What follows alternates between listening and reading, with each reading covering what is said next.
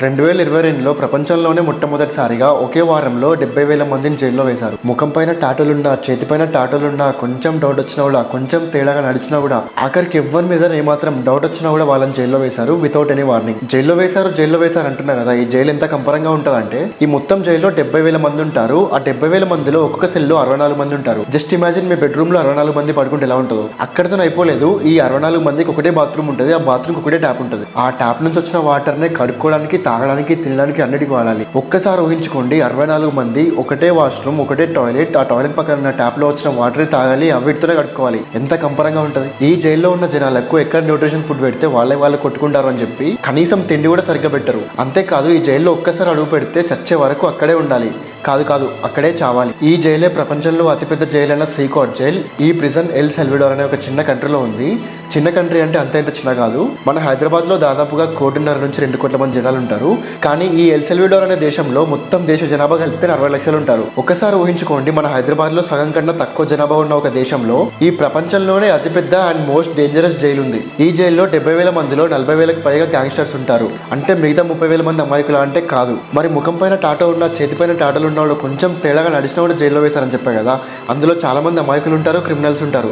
మరి ఆ అమాయకుల పరిస్థితి ఏంటి? అసలు ఈ జైలు ఎందుకు ఉంది? అసలు ఎవరు పెట్టారు? ఎందుకోసం పెట్టారు? ఈ జైలు యొక్క గోల్ ఏంటి? రండి ఈ వీడియోలో మాట్లాడుకుందాం. ఒక్కసారి ఇమాజిన్ చేసుకోండి, 40,000 గరుడు కట్టిన నేరగాళ్ళంటే ఒక స్టేడియం మొత్తం నేరగాళ్ళు ఉన్నట్టే. ఇంతమంది నేరగాళ్ళని ఒక జైల్లో పెట్టారు. ఆ జైల్లో ఇంకా 30,000 మంది చిన్న క్రిమినల్స్, ఇంకా అమాయకులు కూడా ఉంటారు. ఈ జైలు పేరే సీకాట్. సీకాట్ అంటే సెంట్రో డి కన్ఫర్మేషియో డెల్ టెర్రరిస్మో, అంటే మన తెలుగు భాషలో టెర్రరిజం ని పక్కన పెట్టే జైలు అని అర్థం. ఒకసారి జైలు మొత్తాన్ని చూడండి. ఎల్ సెల్వడార్ అంటే సౌత్ అమెరికాకి పక్కన చిన్న దేశం. మన హైదరాబాద్ లో సగం కన్నా తక్కువ జనాలున్న ఈ దేశంలో, సరిగ్గా మాట్లాడితే మన హైదరాబాద్ లో సగం కన్నా తక్కువ జనాలున్న ఈ దేశంలో ఒక చాలా పెద్ద ప్రాబ్లం ఉంది. ఆ ప్రాబ్లమే గ్యాంగ్ వార్స్. ఈ గ్యాంగ్ వార్స్ ఎంత వరస్ట్ ఉంటాయంటే, ఒక 5 years పిల్లోడిని తన తండ్రి స్కూల్కి తీసుకెళ్తుంటే దారిలో 2 gangs ఉంటాయి, MS-13, బారో 18 అని చెప్పేసి. ఈ 2 gangs మీ పిల్లోడిని మా గ్యాంగ్ లో చేర్పించండి, లేకపోతే చంపిస్తామని చెప్పి బెదిరిస్తాయి. ఒకవేళ బై ఛాన్స్ ఆ గ్యాంగ్స్ లో ఆ పిల్లోడిని జాయిన్ చేస్తే అతని ఒళ్ళంతా టాటోస్ పొడిచి అతని డ్రగ్స్ కి అలవాటు చేసేసి అతన్ని ఎందుకు పనికి రాకుండా ఇస్తారు. లేదంటే 5 సంవత్సరాల పిల్లల్ని 10-12 సంవత్సరాలు వచ్చేసరికి ఒక దొంగలా తయారు చేసి జనాలపైన వదులుతారు. ఇదే ఆ గ్యాంగ్స్ యొక్క అల్టిమేట్ గోల్. ఈ గ్యాంగ్స్ ఇంకా వాటి వార్స్ వల్ల 2015లో ఎల్ సెల్వడార్ మోస్ట్ వైలెంట్ కంట్రీగా పేరుగాంచింది. ఇక్కడ మీకు ఒక విషయం చెప్పాలి. MS-13 అనే ఒక గ్యాంగ్ ఉంది కదా, ఈ గ్యాంగ్ లో ప్రపంచం మొత్తంలో 70,000 మందికి పైగా ఉన్నారు. అండ్ ప్రతి ఒక్కరు క్రిమినలే. అండ్ ఈ గ్యాంగ్ స్టార్ట్ అయింది సెంట్రల్ అమెరికాలోని ఒక డ్రగ్ కార్టెల్లో. దొంగతనాలు చేయడం, డ్రగ్స్ అమ్మడం, ఇల్లీగల్ గా స్మగ్లింగ్ చేయడం లాంటి వాటిలో ఈ గ్యాంగ్ ఫేమస్. ఇట్లాంటి గ్యాంగ్స్ ఈ కంట్రీలో చాలా ఉన్నాయి. అందులో MS-13 అండ్ బారో 18 చాలా ఫేమస్. అయితే 2015 నుంచి రోజుకి ఈ డ్రగ్ కార్టెల్స్ వల్ల ప్రజలు బయటికి రావడం మానేశారు. అయితే ప్రతిదానికి ఒక ఫుల్ స్టాప్ ఉంటుంది కదా.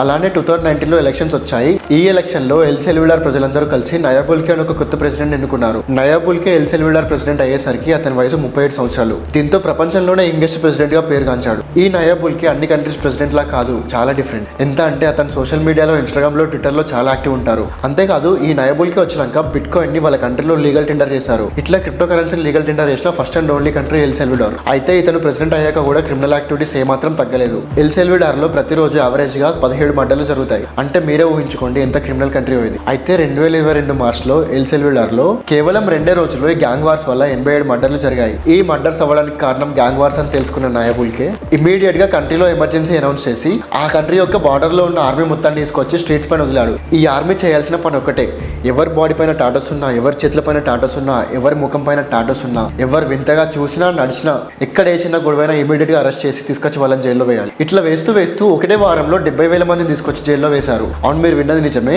60 లక్షల మందిలో 70,000 మందిని తీసుకొచ్చి జైల్లో వేశారు. అంటే ఆల్మోస్ట్ 1% కన్నా చాలా ఎక్కువ. అయితే 70,000 మందిని ఒకేసారి తీసుకొచ్చి జైల్లో వేసేసరికి 100 మంది ఉండాల్సిన ఒకే జైల్లో 15 నుంచి 1600 మంది ఉన్నారు. ఈ జైల్స్ అన్ని కంప్లీట్ గా ఫుల్ అయ్యి సరిపోకపోయేసరికి పుట్టుకొచ్చిన ఆలోచనే ప్రపంచంలోనే అతిపెద్ద జైలు అయిన సీకాట్. ఈ సీకాట్ జైల్ 2022లో కన్స్ట్రక్షన్ స్టార్ట్ చేసి 2023 ఫిబ్రవరి కల్లా కన్స్ట్రక్షన్ పూర్తి చేశారు. మీరు ఇక్కడ ఒకటి గమనించవచ్చు, కేవలం 7 నెలల్లో ఈ కన్స్ట్రక్షన్ మొత్తం పూర్తి చేశారు. మన కంట్రీని తక్కువ చేసి మాట్లాడుతున్నా అని కాదు, కానీ మన కంట్రీలో ఓవర్ బ్రిడ్జ్ కట్టడానికి 7 నుంచి 8 సంవత్సరాలు పడుతుంది. మన ఉప్పల్ బ్రిడ్జ్ అయితే ఇంకా 10 సంవత్సరాలు దాటిపోయింది, అయినా కానీ సగం కూడా ఫినిష్ అవ్వలేదు. కానీ ఎల్ సెల్వడార్ లో కేవలం 7 నెలల్లో ప్రపంచంలోనే అతిపెద్ద జైలు నిర్మించారు. ఈ జైలు లోపల ఎలా ఉంటుందో ఒకసారి తెలుసుకుందాం. ఈ సీకాట్ జైల్లో మొత్తం 8 వింగ్స్ ఉంటాయి. ప్రతి వింగ్ లో 162 సెల్స్ ఉంటాయి. అండ్ ఈ ప్రతి సెల్ లో 64 మంది మనుషులు ఉంటారు. జస్ట్ ఇమాజిన్ మీ బెడ్రూమ్ లో 64 మంది ఉంటాయి, ఎలా ఉంటుందో. అండ్ ఈ 64 మందికి ఒకటే ఇండియన్ స్టైల్ టాయిలెట్ ఉంటుంది. ఆ టాయిలెట్ కి ఒకటే ట్యాప్ ఉంటుంది. ఆ ట్యాప్ నుంచి నుంచి వచ్చిన వాటర్తోనే వాళ్ళు కడుక్కోవాలి, ఆ ట్యాప్ నుంచి వచ్చిన వాటర్ని వాళ్ళు తాగాలి, ఆ ట్యాప్ నుంచి వచ్చిన వాటర్తోనే వాళ్ళు స్నానం చేయాలి. అంతేకాదు ఈ సెల్ ఎంత కఠినంగా ఉంటుంది అంటే 23 గంటలు అదే సెల్లో ఉండాలి. ఆ సెల్కి చిన్న కిటికీ మాత్రమే ఉంటుంది. ఆ కిటికీ నుంచి వచ్చే లైట్ రూమ్లో ఎటువైపు కూడా సరిపోదు. యాక్చువల్గా ఈ జైలు కెపాసిటీ 40,000 మంది మాత్రమే, కానీ జైలు మొత్తంలో 70,000 మందికి పైగా ఉంటారు. ఈ సీకోట్లో ఒక రోజు లైఫ్ ఎలా ఉంటుందంటే మార్నింగ్ 4కి లేపుతారు. లేచిన తర్వాత 64 మంది ఉండే ఒకే రూమ్ లో ఒకే ఓపెన్ టాయిలెట్ లో అందరు ఒకరి తర్వాత ఒకరు వాళ్ళ దినచర్యలు పూర్తి చేసుకొని ఫుడ్ కోసం వెళ్తారు. ఇక్కడ ఫుడ్ అంటే వాళ్ళకి చికెన్, మటన్, ఎగ్, ఫిష్ లాంటి ఏం పెట్టరు. సింపుల్ గా కొంచెం రైస్ లో రసం లాంటిది పెడతారు. ఎందుకంటే వాళ్ళకి ఏమాత్రం ప్రోటీన్ ఫుడ్ ఇచ్చిన వాళ్ళు ఎనర్జీ తెచ్చుకొని ఒకరిపైన ఒకరు గొడవపడి కొట్టుకొని చంపుకుంటారని చెప్పేసి వాళ్ళకి అసలు ప్రోటీన్ ఫుడ్ కాదు కదా, కనీసం పౌష్టికాహారం కూడా పెట్టరు. ఆ తర్వాత వాళ్ళతో జైలు మొత్తాన్ని నడిపిస్తారు. ఈ కేవలం 1 గంట మాత్రమే వాళ్ళు బయట ఉంటారు. మిగతా 23 గంటలు మొత్తం ఆ సెల్లోనే ఉంటారు. వినడానికే భయంకరంగా ఉంది కదా. 64 మంది ఒకే రూమ్ లో ఒకే టాయిలెట్ ని షేర్ చేసుకుంటూ, అది కూడా ఓపెన్ టాయిలెట్, డోర్లెస్ టాయిలెట్ ని షేర్ చేసుకుంటూ 23 గంటలు అదే రూమ్ లో ఉండాలి.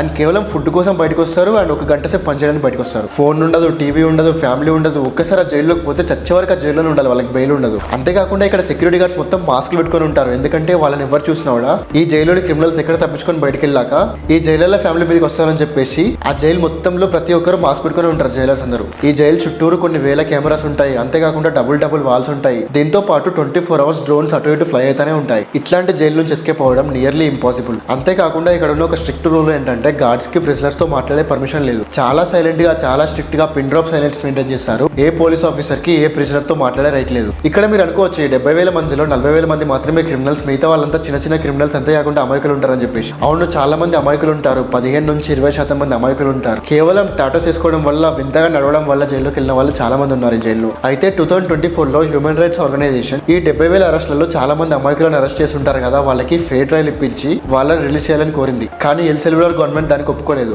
అంతేకాకుండా US, UK, యునైటెడ్ నేషన్స్ కూడా ఈ కంట్రీ జైల్లో ఉన్న అమాయకులను రిలీజ్ చేయాలని చెప్పి కోరింది. కానీ ఆ కంట్రీ గవర్నమెంట్ ఒప్పుకోలేదు. మీరే ఒకసారి ఊహించుకోండి, ఒక 20 సంవత్సరాల సాఫ్ట్వేర్ ఇంజనీర్ తన ఆఫీస్కి వెళ్తుండగా తన చేతికి టాటో ఉందని చెప్పి అరెస్ట్ చేసి జైల్లో పెట్టారు. అతని జీవితంలో బయటికి రాలేడు. కేవలం ఒక టాటో వేసుకున్నందుకు. ఒకవైపు చూస్తే తప్పు అనిపిస్తుంది, ఒకవైపు చూస్తే కరెక్ట్ అనిపిస్తుంది. నా పర్సనల్ ఒపీనియన్ అయితే ఎవరికైతే తప్పు ఉందో వాళ్ళని ఖచ్చితంగా శిక్షించాలి. కానీ ఎవరైతే అమాయకులు ఉన్నారో వాళ్ళని బయటికి రిలీజ్ చేయాలి. కానీ ఇక్కడ జరగలేదు. ఇదే మన కంట్రీలో అయితే 100 మంది నేరస్తులు తప్పించుకున్నా సరే ఒక్క నిర్దోషి కూడా శిక్ష పడద్దని చెప్పి చెప్తారు. ఇట్లాంటి రూల్ ఆ కంట్రీలో లేదు. ఏదేమైనా ఎల్ సెల్వడార్ లో 2015లో 1,000కి 106 మర్డర్లు జరిగేది. కానీ నయబుల్కే వచ్చి జైలు కట్టాక 2022లో ఈ క్రైమ్ రేట్ 1,000కి 6 మర్డర్లకు దిగింది. అంటే క్రైమ్ రేట్ 18 టైమ్స్ తగ్గిపోయింది. అంటే ఈ కంట్రీలో నయబుల్కే వచ్చి కొత్త జైలు కట్టాక ఆ కంట్రీలో క్రైమ్ రేట్ 18 టైమ్స్ తగ్గింది. ఇప్పుడు అక్కడ ప్రజలు ఫ్రీగా బయట తిరగలుగుతున్నారు. అంతేకాకుండా వాళ్ళ స్కూల్స్ కి, హాస్పిటల్స్ కి, చదువులకి బయటికి వెళ్తున్నారు. ఏ కంట్రీ కన్నా ఇంతకన్నా ఎక్కువ ఏం కావాలి. కాకపోతే ఒక చిన్న బాధ ఏంటంటే ఆ జైల్లో కేవలం టాటోస్ వేసుకొని వింతగా బిహేవ్ చేసినందుకు చాలా మంది ఇన్నోసెంట్స్ ఆ జైల్లో ఉన్నారు. వాళ్ళకి ఫేటరల్ ఇప్పించి బయటికి తీసుకొస్తే బాగుంటుందని నా ఆలోచన. కాకపోతే అది జరగని పని. ఈ సీకోట్ జైలు ఓపెన్ అయ్యాక ప్రపంచ మీడియా మొత్తం షాక్ అయింది. ప్రపంచంలోనే పెద్ద పెద్ద ఇంటర్నేషనల్ న్యూస్ ఛానల్స్, పెద్ద పెద్ద కంట్రీస్, పెద్ద పెద్ద గవర్నమెంట్స్, పెద్ద పెద్ద ఆర్గనైజేషన్, అంతేకాకుండా ప్రతి ఒక్క హ్యూమన్ రైట్స్ ఆర్గనైజేషన్ ఈ జైలు గురించి మాట్లాడుతున్నారు. US గవర్నమెంట్ ఈ జైలు ఓపెన్ అయ్యాక